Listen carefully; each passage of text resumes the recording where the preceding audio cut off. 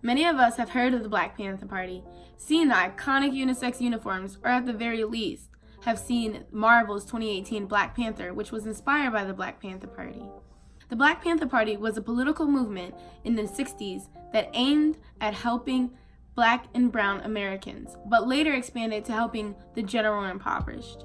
The Black Panther Party wanted their communities to unite into a force that was impenetrable by local police.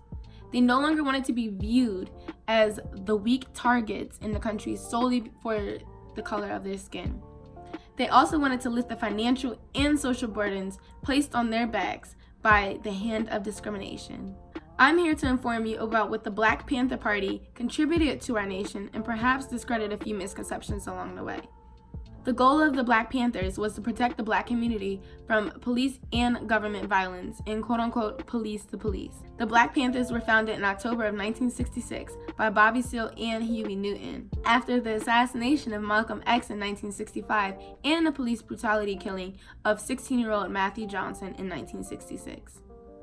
They service Black communities starting in Oakland, California, and then moving to the San Francisco Bay Area, Los Angeles, New York, Philadelphia, Chicago, Seattle, and Boston.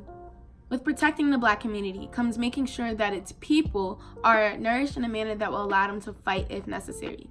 The Black Panthers created over 60 different programs called the Survival Programs, and they all included the Free Breakfast for Children program, health clinics, self-defense and first aid, the Oakland Community School, clothing distribution, political and economic classes that, were biased towards Black Panther beliefs, an ER ambulance, drug and alcohol rehab, a daycare, free busing to prisons where family members could visit their loved ones, and a free housing cooperative. The most famous survival program was the Free Breakfast for Children program, which fed children before school, at school, which had not been done before. There were many studies conducted later that show that children fed before school have a higher attention span when learning. The breakfast program started at an Oakland church and then spread to Black Panther kitchens across the country. During the 1968-1969 school year, the Panthers fed 20,000 kids. The health clinics were free and provided sickle cell anemia testing, which is a genetic disease that mostly affects people of African descent. There was a test available at the time, but it was not widely spread, thought to be because of who it affected. The Panthers used pre-med students from the surrounding areas of their charters to help out with these health clinics. Many call this survival program important because it demonstrates what America would look like if medical care was free. These health clinics were also in strong relation with the Medical Committee for Human Rights, which was started to provide medical care to civil rights leaders, but was later expanded to the rest of the community. The Medical Committee for Human Rights was later banned in the 80s by the United States government for refusing to make their clients pay for care. The self-defense and first aid classes included assembling a gun within a few seconds, such as a soldier would in a war.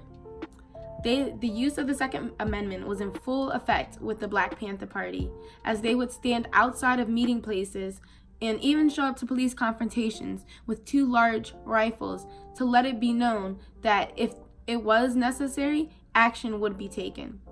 The first aid classes were also used to help members of the community who had recently been injured, especially by gunfire. It was very common for victims of police shootings to not receive immediate medical care after they had been shot. Despite the substantially helpful programs that the Black Panthers provided, the FBI, specifically its director, J. Edgar Hoover, led a 4-year raid on Black national hate groups, with 80% of its goals zoning in on the Black Panther Party. The program was called COINTELPRO and described the Black Panther Party as the greatest threat to the internal security of the country. The FBI and local police agencies collectively raided the homes, meeting places, and even the school lunch programs of the Black Panthers. The Free Breakfast for Children program is still in existence in public and non-private schools today, but has been taken over by the United States government as the School Breakfast Program and served 14.6 million children in 2016. Additionally, free vaccination and testing for diseases are provided nationwide at local clinics, schools, and large clinics such as CVS and Walgreens. Although the Black Panther Party was a very militant group, they still wanted equal education, health care, and the welfare of all people. Thanks for watching, and I hope this video taught you a few things that you didn't know about the Black Panther Party.